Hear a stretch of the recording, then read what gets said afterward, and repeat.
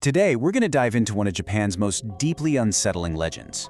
It's a story that starts with a simple gift of love, a cherished doll, that somehow curdles into an object of absolute, unrelenting terror. This is the story of the Okiku doll. I mean, really think about that for a second. It's a question that just gets right under your skin, doesn't it? We think of toys as these symbols of innocence and childhood, but this story, well, it flips that idea on its head. It suggests that sometimes, when we pour all our love into an object, maybe something else finds a way to take root. All right, so to really understand what happened, we've got to go back, way back to 1918 in Japan.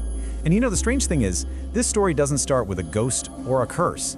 It starts with a simple, pure act of love between a brother and his little sister. At the very heart of this whole thing is the Suzuki family. Now, they didn't have much money at all. The dad was a laborer and the mom did sewing work to get by, but they were incredibly close. The two kids were Eikichi, who was 17, and his little sister, Kikuko. So, Kikuko's 4th birthday was coming up, and she only wanted one thing. Not a big party, not a bunch of presents. She just wanted a beautiful doll that could be her constant companion, her best friend. Eikichi just couldn't stand the thought of letting his sister down, so he took on odd jobs for an entire month, saving every single yen he possibly could. And he finally found it, the perfect gift. A traditional doll with these deep, soulful eyes, wearing a little red kimono with this perfectly cut jet black hair. In Japan, you know, dolls aren't always just toys. They're sometimes seen as having their own spirit. Kikuko was absolutely thrilled, and she named her new best friend Okiku. Kikuko and her doll, Okiku, were completely inseparable. But the family's happiness, it was tragically short-lived.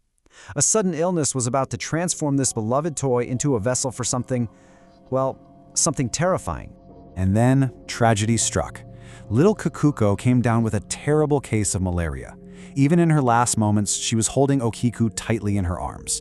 After she passed, her heartbroken family wanted to cremate the doll along with her.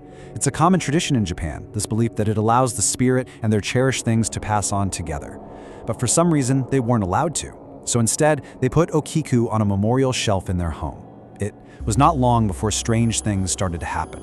Late at night, they'd hear it, the faint sound of a little girl whispering, and sometimes laughing.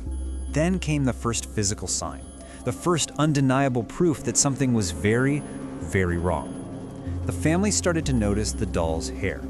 It used to be a neat neck-length bob, right? Well, now it had grown past its shoulders, and it wasn't jet black anymore. It had this brownish, almost human-like quality to it, complete with split ends. So the mother, completely freaked out, decides she's going to trim the hair back to how it was. This was a huge mistake. That night, she had this absolutely horrifying nightmare. In the dream, Kikuko appeared to her, sobbing, furious that she had cut the doll's hair. And then, her little girl's face twisted and contorted into the doll's blank expression. The mother woke up screaming, only to find the Okiku doll sitting right there on her chest. After that night, things just escalated like crazy. The family started seeing the doll's head turn on its own, just to look at them. They swore they saw it blink. Those faint whispers became a constant presence in the house, and they finally realized they had to get rid of it. But it turns out, the doll had other plans. Totally desperate, the father grabbed the doll, marched out to a nearby field, and just buried it, dug a deep hole and threw it in. That night, the whole family was jolted awake by this violent banging on their front door, and with it, the sound of a child screaming frantically. The father, summoning all his courage, went and opened it, and there, standing on the doorstep, covered in dirt, was the Okiku doll. As he just stood there, completely frozen in terror, the doll's hair began to grow at this impossible speed, snaking out like living vines. It shot out and wrapped around his neck, tightening its grip, choking the life out of him.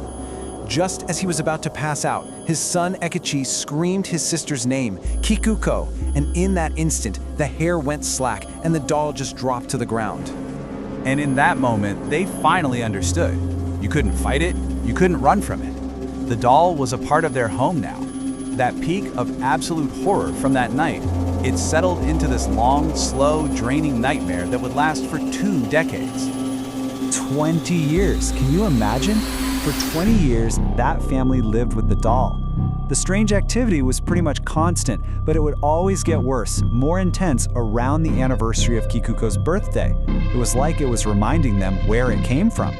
And it's not like they just gave up and lived with it. Over those years, they begged for help from spiritual experts, shamans, Buddhist monks, anyone who would listen.